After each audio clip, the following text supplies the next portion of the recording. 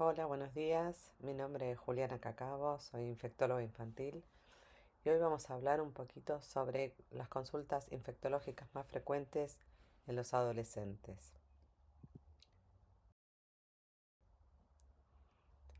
Como contenido vamos a hablar sobre mononucleosis infecciosa, infecciones respiratorias agudas, influenza, virus respiratorio, COVID, infecciones urinarias, infecciones de piel y partes blandas y un poquito sobre calendario de vacunación.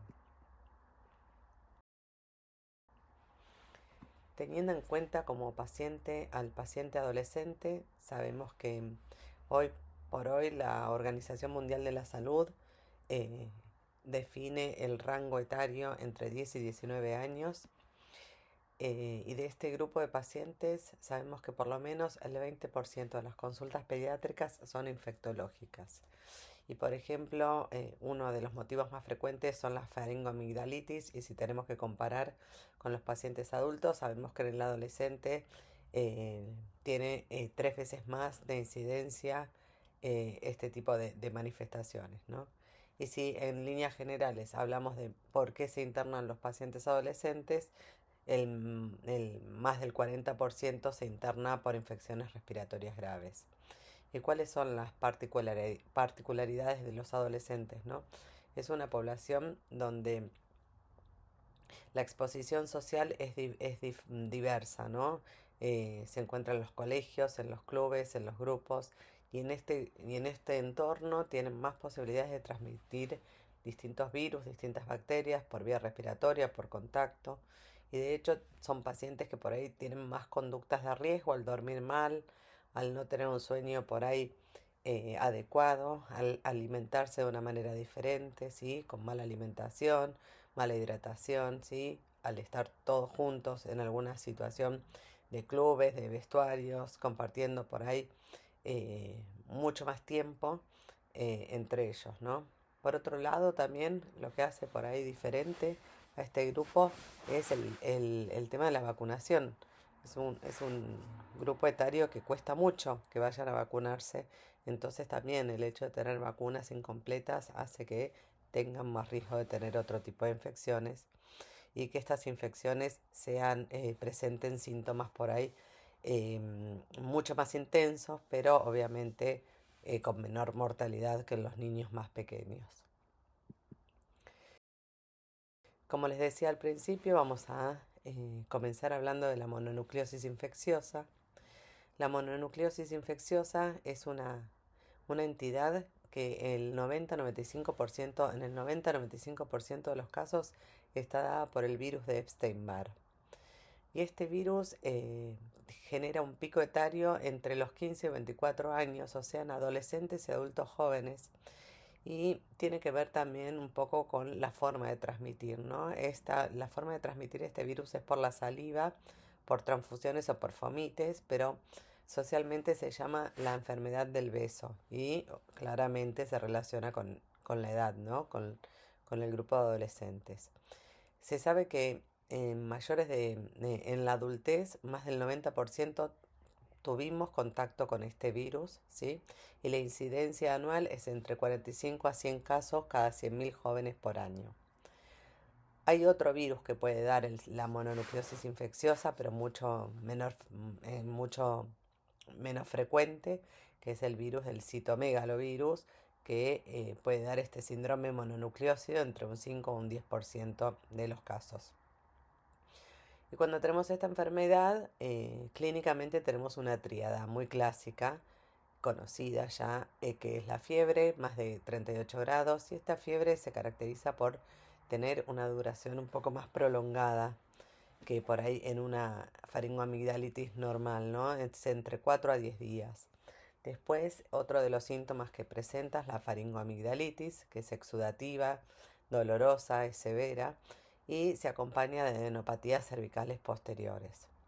Hasta ahora, si nosotros tenemos esta tríada, es muy difícil diferenciar la causa, ¿no?, de esta enfermedad.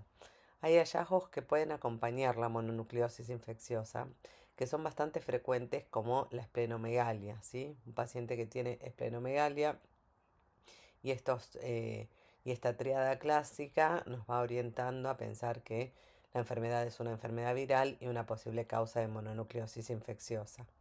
Después tenemos la hepatomegalia con elevación de las transaminasas. Si yo a estos pacientes le hago, ahora vamos a ver más adelante cómo hacemos el diagnóstico, pero le hacemos un laboratorio, vamos a ver que las transaminasas posiblemente estén elevadas. Otra de las características es el rash maculopapular. Y el rash puede aparecer en muy poquitos casos, entre un 3 a un 15% se puede manifestar junto con la triada clásica. Pero vemos que se hace mucho más alto su aparición luego de tomar un antibiótico como ampicilina o amoxicilina, ¿sí?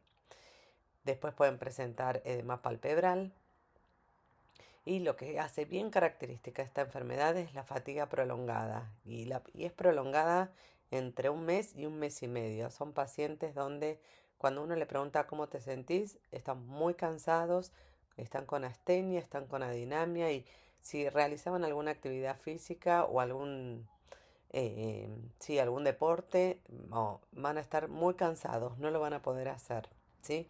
Es bien característico esta fatiga.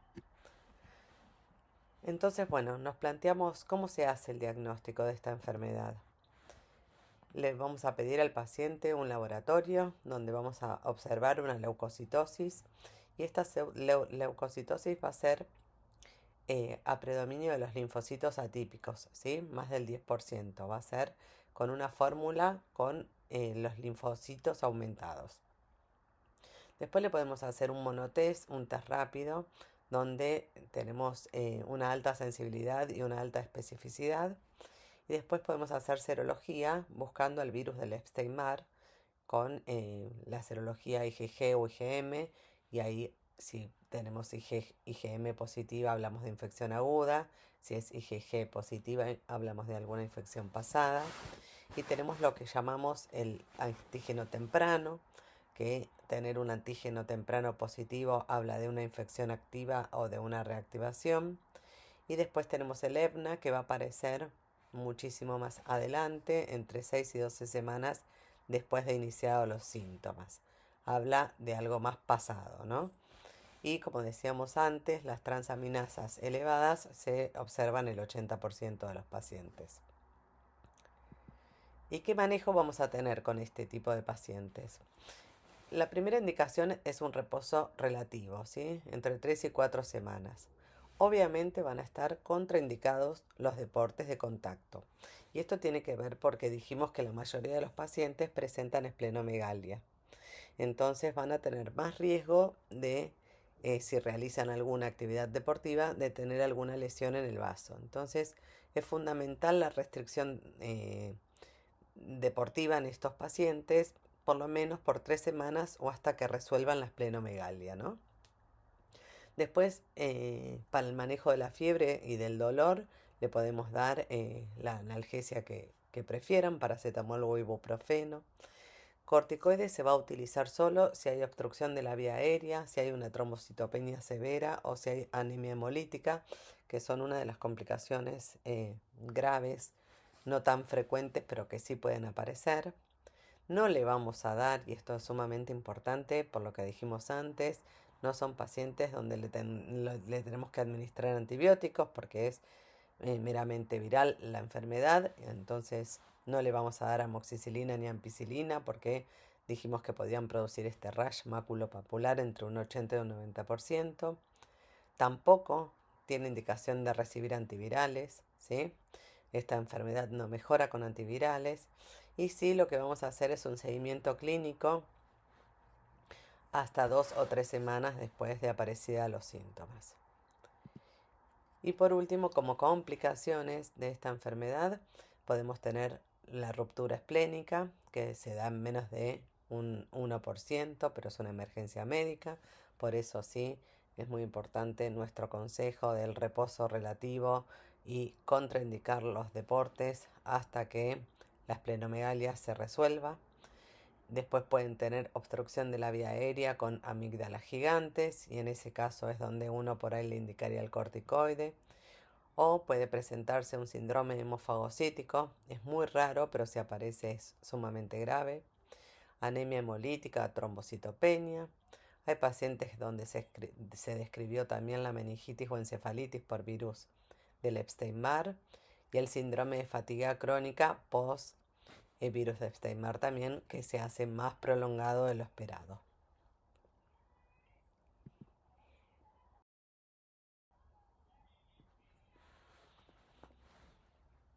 Bueno, el otro ítem que nos toca abordar, y es una de las consultas que uno puede decir que es sumamente frecuente en una guardia de pediatría o en un consultorio, son las infecciones respiratorias agudas, ¿no? Cuando hablamos de las infecciones respiratorias agudas, si tenemos que pensar cuál es la entidad más frecuente de consulta en este grupo etario, es la faringoamigdalitis, ya sea viral o ya sea bacteriana, ¿sí? Después, en menor porcentaje, vamos a observar acá que los pacientes adolescentes pueden presentar neumonía atípica, ¿sí? Que ahora vamos a ir viendo un poquito las etiologías. Y en menor frecuencia, las laringitis, bronquitis o sinusitis aguda. Pero a la hora de pensar en estas enfermedades, hay puntos críticos que nosotros tenemos que pensar para poder decidir cómo vamos a actuar y cuál va a ser nuestra indicación médica. Principalmente sabemos que las etiologías virales respiratorias, las más frecuentes, perdón, las etiologías de las infecciones respiratorias, las más frecuentes son las virales. Entonces, bueno, pensar si estamos frente a una etiología viral o bacteriana, si pensamos que tiene una neumonía típica o atípica, ¿sí? La neumonía atípica es mucho más frecuente en la adolescencia y los gérmenes más frecuentes son el micoplasma y la clamidia. Si es una obstrucción bronquial, pensar si tiene un asma previo, si tiene antecedentes de paciente con obstructivo, ¿sí? Con algún antecedente de broncoobstrucción previa, si el paciente estuvo o no internado anteriormente, si merece o no internarse a partir de este cuadro respiratorio y si a ese paciente va a hacer falta o no que le indiquemos tratamiento antibiótico. Cuando nosotros decidimos darle antibiótico, cuando si uno puede confirma la etiología bacteriana, ¿no? O descarta la viral.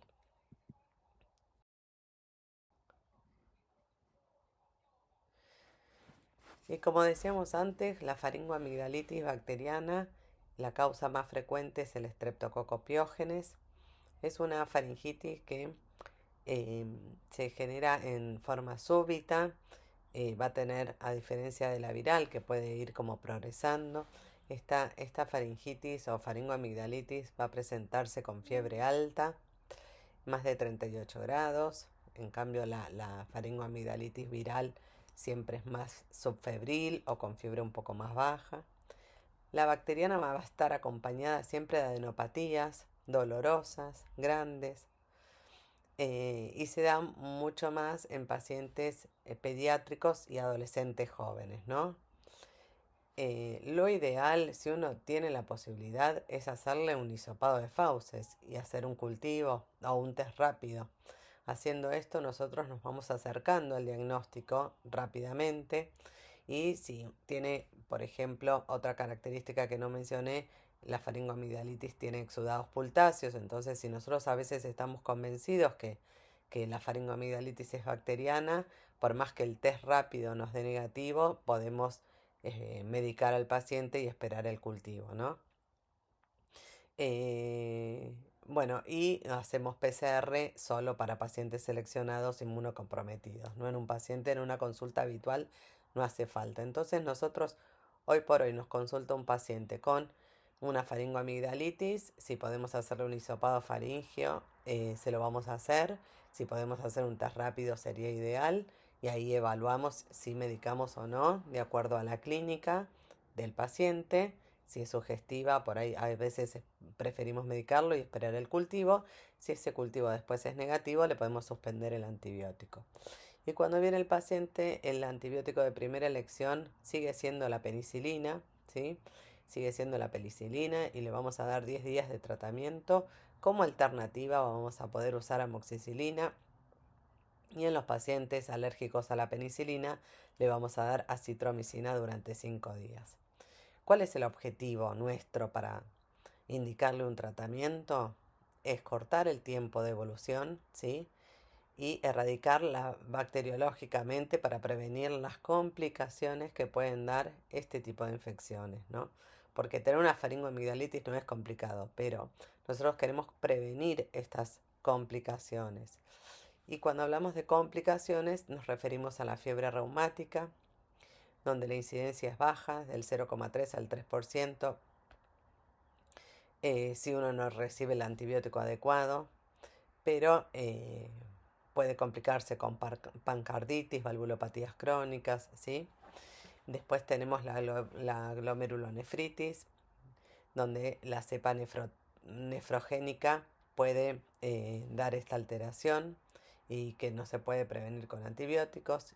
Y el absceso periamigdalino es una de las complicaciones locales más frecuentes, donde el tratamiento es drenaje de ese absceso y antibiótico endovenoso.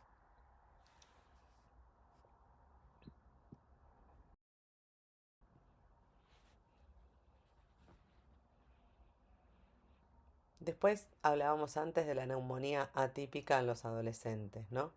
Sabemos que el Mycoplasma pneumoniae va a representar entre un 20 a un 40% de las neumonías adquiridas en la comunidad en este grupo etario, ¿sí? En la Argentina sabemos que la frecuencia es entre un 20 a un 30%. El tratamiento sigue siendo los macrólidos de tratamiento de primera línea, ¿sí? Aunque estamos viendo cómo va aumentando la resistencia con estos antibióticos. Pero bueno, por ahora sigue siendo la indicación el macrólido.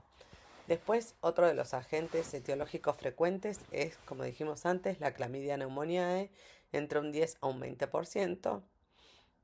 Acá vamos a tener un cuadro leve, moderado, y el tratamiento sigue siendo también los macrólidos o la doxiciclina. Y por último, la legionela, mucho menos frecuente, menos de un 5%. La podemos tratar con fluoroquinolonas o macrólidos. Es muy rara y se da más que nada en brotes institucionales. Ahora, ¿cuáles son las características de la neumonía atípica? El comienzo es gradual, empiezan los chicos con tos seca, persistente y fiebre moderada, ¿sí? Son esos chicos que decimos que tienen tos hace 15 días y no mejoran, y a eso se le va agregando fiebre. Hay una disociación, una diferencia entre lo que es la clínica del paciente y la radiología del paciente, ¿sí? El paciente está bien, pero cuando hacemos una radiografía vemos una consolidación, por ejemplo. Después existen síntomas extrapulmonares. Se quejan de cefalea, de odinofagia, dolores musculares. Rash, pueden tenerlo o no, ¿sí? Un rash, un eritema multiforme, que puede estar o no en los pacientes. Y si le hacemos un laboratorio, vamos a tener una leucocitosis leve o normal, una PCR elevada, ¿sí? Y el laboratorio, si le hacemos crioaglutininas, van a ser positivas en el caso de el micoplasma. Cuando hacemos la radiografía dijimos que podemos tener una consolidación o un infiltrado intersticial peribronquial bilateral. Siempre obviamente la tomografía es más sensible, pero no hace falta hacer una tomografía de control o una tomografía para hacer el diagnóstico de una neumonía típica en los adolescentes. Ya con la clínica y con una radiografía podemos hacer un diagnóstico tranquilo y darle el tratamiento con macrólidos como dijimos antes.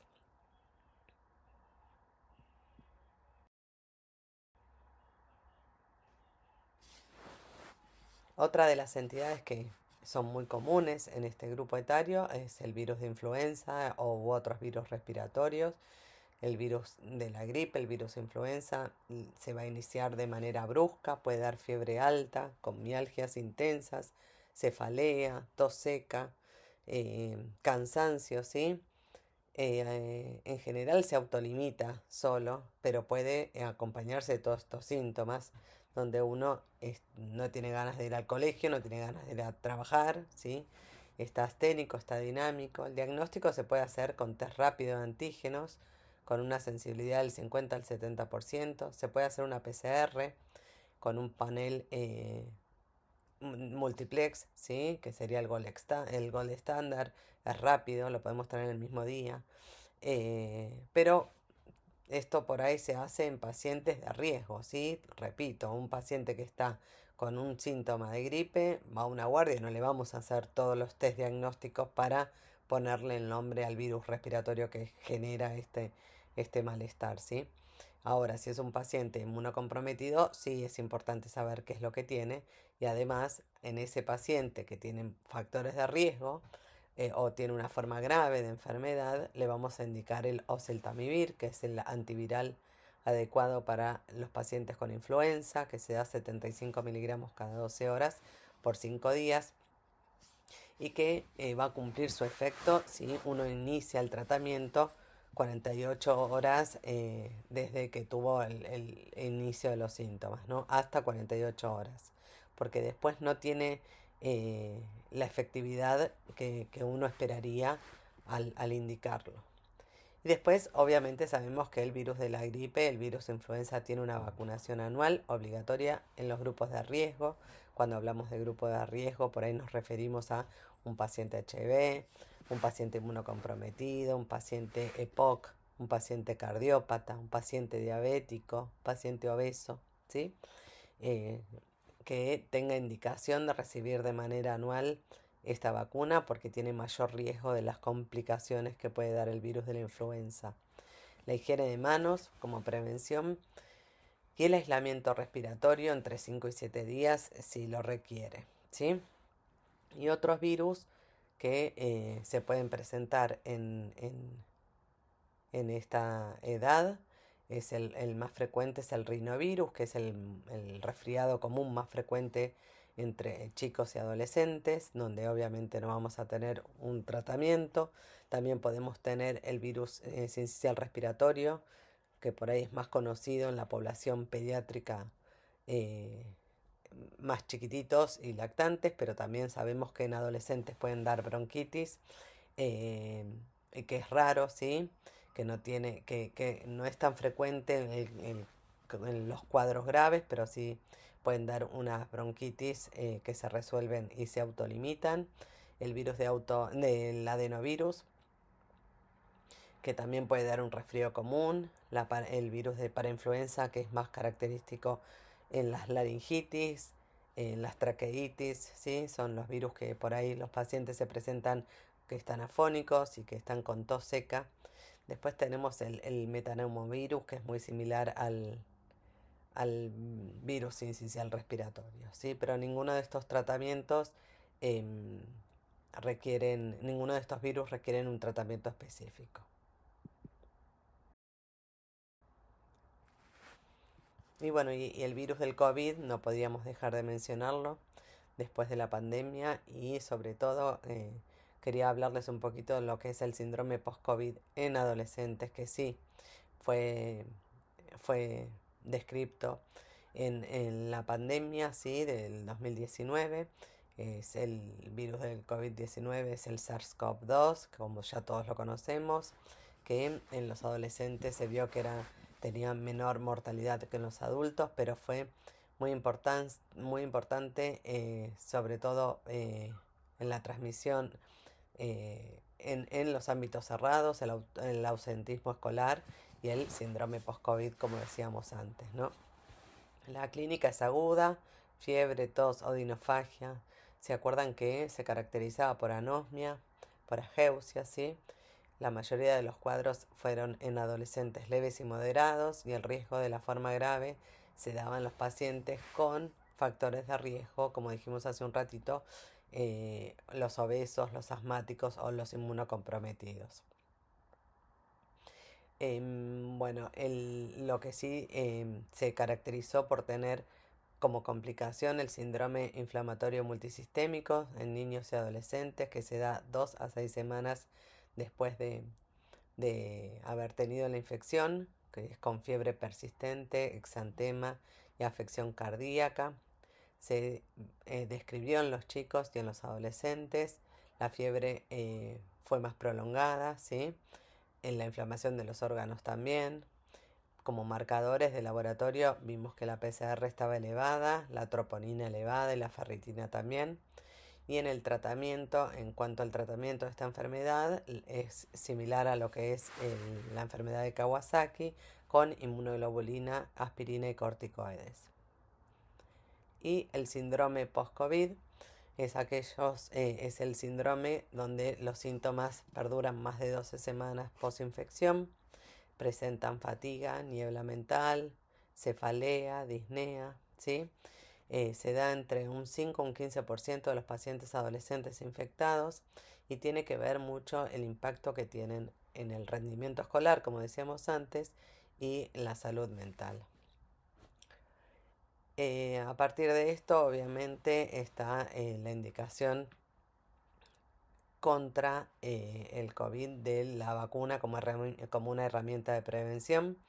La vacuna que hoy contamos es con una plataforma en ARN mensajero que está indicada sobre todo en pacientes con mayor riesgo de tener complicaciones por el COVID. Entonces, bueno, tienen que tener un esquema completo aquellos pacientes que tienen mayor riesgo, que son, como dijimos antes, inmunocomprometidos, obesos, cardiópatas, respiratorios crónicos. Tienen que tener 2 dosis primarias y un refuerzo según la indicación epidemiológica nacional.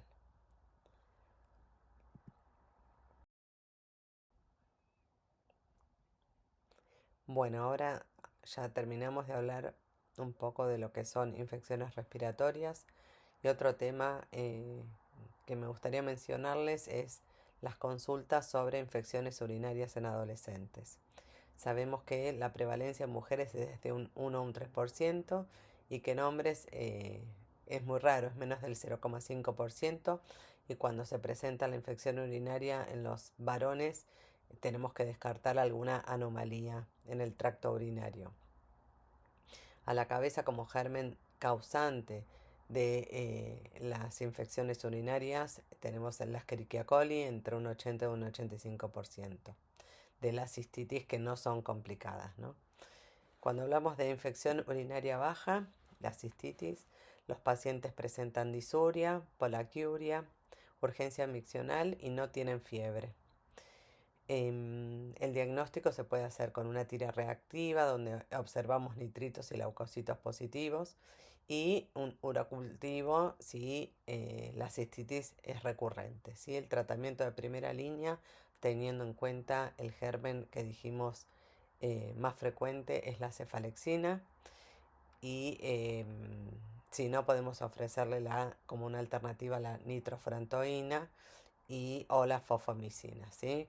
La fofomicina se da en única dosis, pero el tratamiento de primera línea es la cefalexina entre 3 a 5 días de tratamiento para una infección urinaria baja.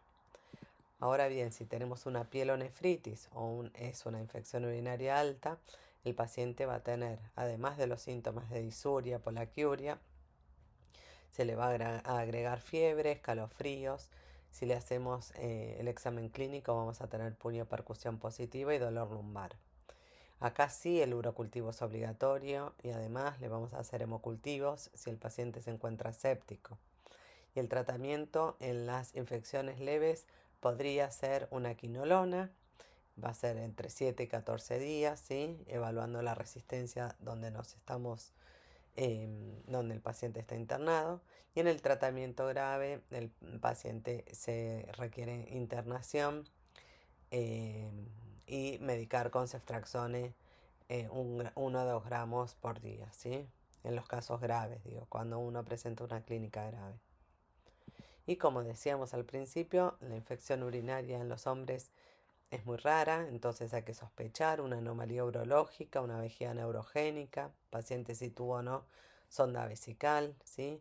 Hay que hacerle estudios por imágenes, ecografías, tanto renal como vesical, ureterocistografía, miccional, ¿sí?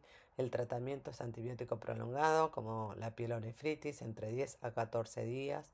Lo tiene que ver urología, y si tiene síntomas recurrentes hay que indicarle profilaxis antibiótica si merece el cuadro, ¿no? Eh, bueno, esto siempre recuerden que si el paciente se presenta con disuria o con algún síntoma, eh, con prurito y demás, descartar enfermedades de transmisión sexual. No solo pensar que puede ser una infección urinaria, sino que puede tener una clamidia, un gonococo, ¿sí? Entonces hay que evaluar al paciente en forma conjunta con los ginecólogos o los urólogos si sospechamos de una infección de transmisión sexual.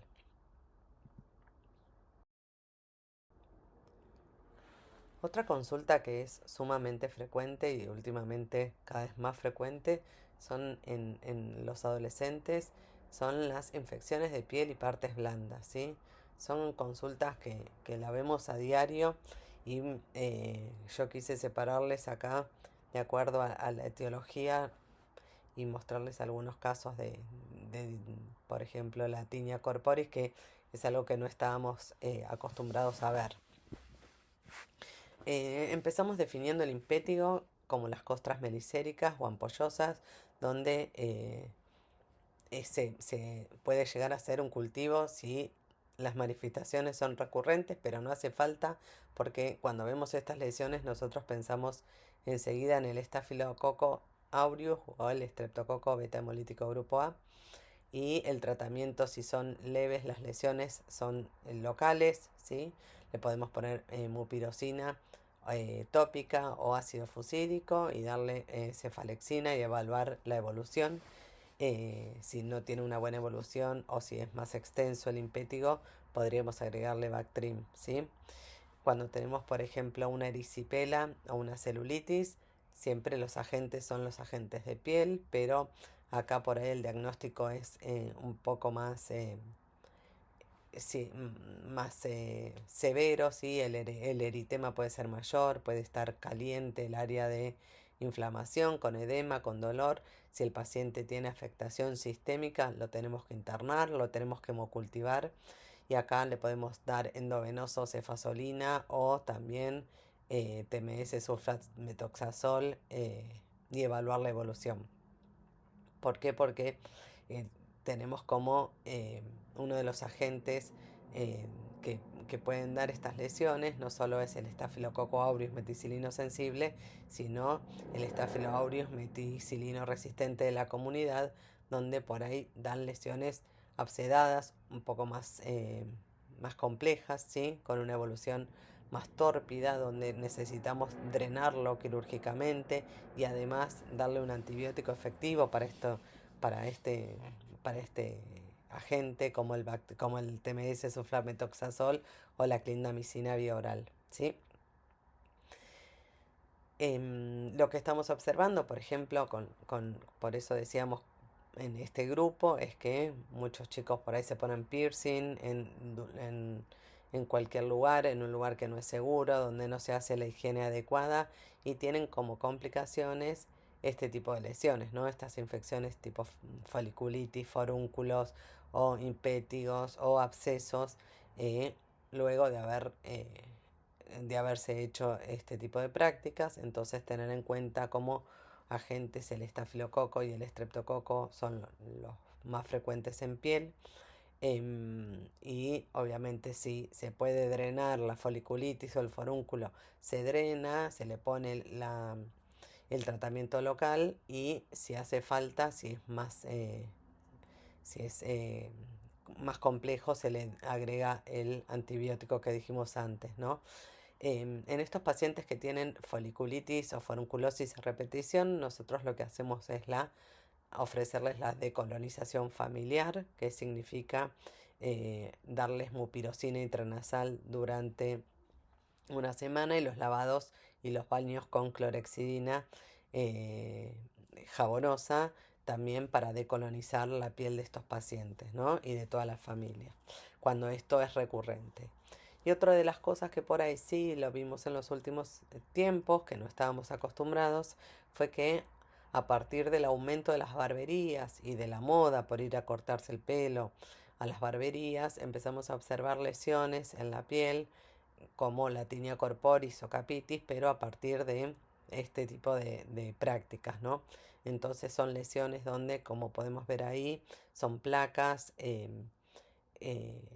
sin pelo, ¿sí? Donde uno tira del pelo y se cortan fácilmente, donde pueden estar también con un ribete eritematoso elevado, ¿sí? En este caso lo tiene que ver el pediatra o el dermatólogo, le tiene que indicar la grisiofulvina, ¿sí?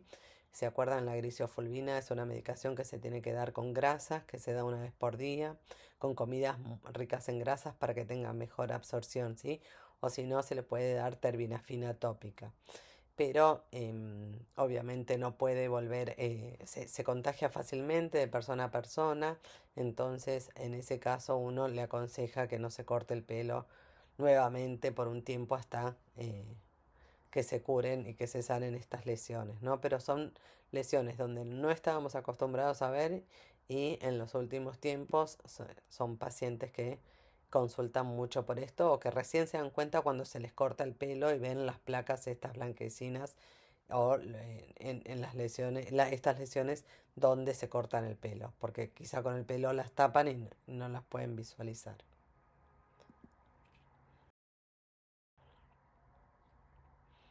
Bueno, y por último, no les voy a hablar de cada vacuna en particular, sí de la importancia de lo que es tener completo un calendario de vacunación, sobre todo en la población pediátrica y adolescente, porque en este grupo ya después pasamos a la adultez y entonces lo que uno aspira es que por lo menos hasta la adolescencia tengan todas las vacunas de manera adecuada, de manera completa, ¿sí?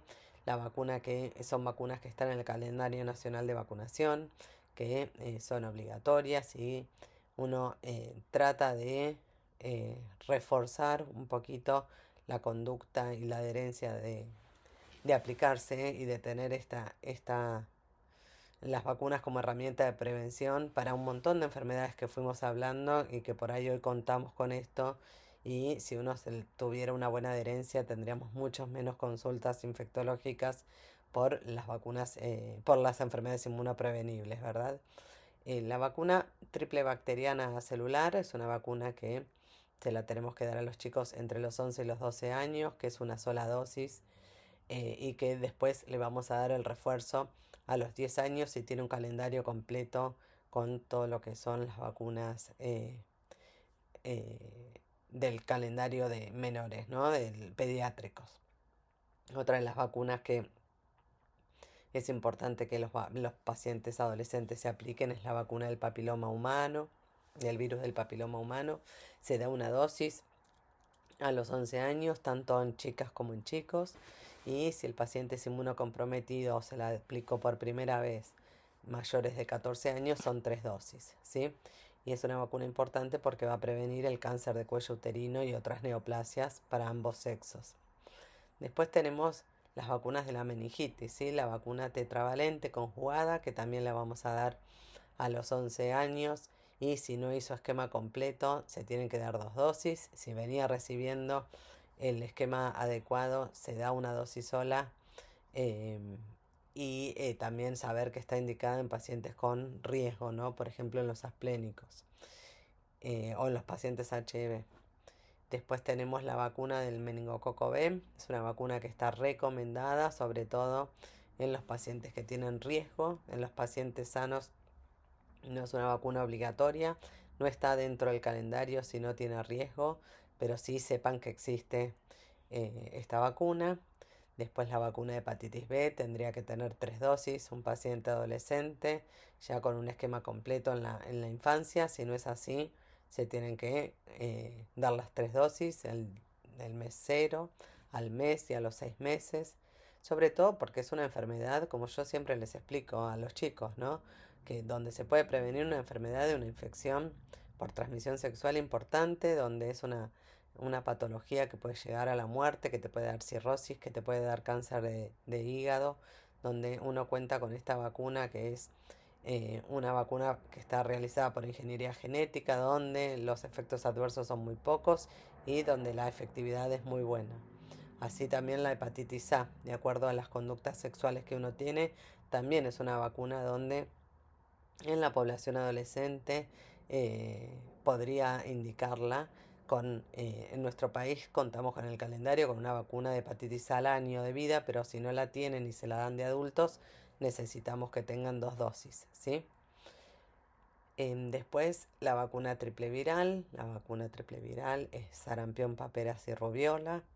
Tenemos que un paciente adolescente adulto contar con 2 dosis de vacuna. Acá esto sí lo vimos hace poquito, hubo brote de sarampión, entonces es muy importante contar con un esquema completo de vacunación, así también como la varicela. En los pacientes que son más grandes, sabemos que el 90% tuvo varicela, el adulto mayor, ya tuvimos contactos con el virus de la varicela, pero bueno, hoy por hoy contamos con la vacuna contra la varicela en la población pediátrica, entonces en los chicos que no fueron vacunados o no tuvieron contacto con este virus tendrían indicación de recibir 2 dosis de vacuna porque se vio que en estos pacientes la varicela termina siendo mucho más grave que en los pacientes pequeños. Después, en la vacuna contra el virus de la influenza, que lo dijimos hace un ratito, y contra el COVID, que tienen indicación anual en los pacientes que tienen riesgo o que tienen comorbilidades, entonces en estos pacientes tendrían que recibirla también. Entonces, por ahí no hablar de cada vacuna en particular, pero sí, siempre que venga un paciente a su consultorio, aprovechar esa instancia como para recordar si tiene o no el esquema de vacunación completa, porque este grupo es uno de los grupos donde nos cuesta muchísimo que lo completen, ¿sí? Si uno si uno les cuenta un poco lo que es coberturas de vacunas en la adolescencia, vemos que es un grupo que por ahí inició las vacunas, pero no termina de completar los esquemas, ¿sí? Entonces, recordar que hay que completar los esquemas, que no solo es la primera dosis, sino si hace falta 2 o 3 dosis de acuerdo a la vacuna que le toque, completar el esquema.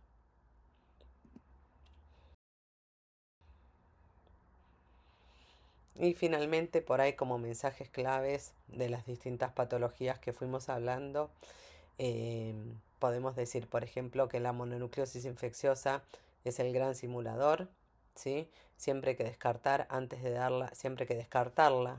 dar un antibiótico como la amoxicilina, ¿sí? Sobre todo en faringitis severas con adenopatías, por esto que les contábamos del rash. Después usar siempre un score diagnóstico para evaluar el estreptococo beta hemolítico grupo A y no darle antibiótico a todo el mundo pensando que la mayoría de las faringoamigdalitis son virales y reducir así la prescripción innecesaria, ¿sí? Después, en cuanto a infecciones en piel, tener en cuenta el aumento del aureus metier de la comunidad en adolescentes y generando por ahí estas lesiones que decíamos de las complicaciones de los piercing o de las pustulosis, ¿sí? Generando abscesos. Entonces siempre se drena un absceso y se da la medicación adecuada. Entonces tener en cuenta que si no tiene una buena evolución con un antibiótico por ahí que sea para el estafilococo aureus sensible, pensar cómo está aumentando en la comunidad la resistencia antimicrobiana, entonces hoy por hoy ya contar con el TMS o la clindamicina como alternativa. En cuanto a infección urinaria, así reforzarles lo que les decía hace un ratito, que en los adolescentes varones no es común, entonces ahí sí merece una consulta urológica y descartar cualquier anomalía y que no pase el tiempo y que llegue a la adultez con esto. En cuanto a COVID y post-COVID, con diagnósticos son cosas vigentes, la fatiga prolongada, los síntomas cognitivos, tenerlo como diagnóstico diferencial en nuestro interrogatorio. Y por último, la consulta infectológica, aprovecharla, como les decía antes, como una oportunidad de vacunarlos y completar los esquemas como corresponden antes de que pasen a la vida adulta.